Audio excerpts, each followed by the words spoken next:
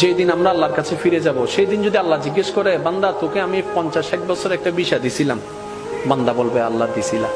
তোর খাওয়ার দরকার আমি দিছি নাই, দিই নাই, আল্লাহ দিছ। তোর সৌন্দর্য দরকার, দিই নাই, দিছ আল্লাহ।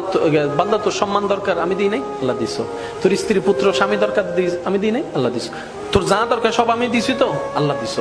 এবার আল্লাহ যদি জিজ্ঞেস করে, ওই দুনিয়ার থেকে আসার সময় আমি আল্লাহর জন্য কি আনছো? একটা জিনিস তো আমার জন্য আনছস নিশ্চয়, একটা জিনিস আমাকে দে। সেদিন আল্লাহকে কোন জিনিসটা দিবেন? নিজেকে প্রশ্ন করেন, উত্তর দেওয়ার দরকার নাই, নিজেকে প্রশ্ন করে দেখেন।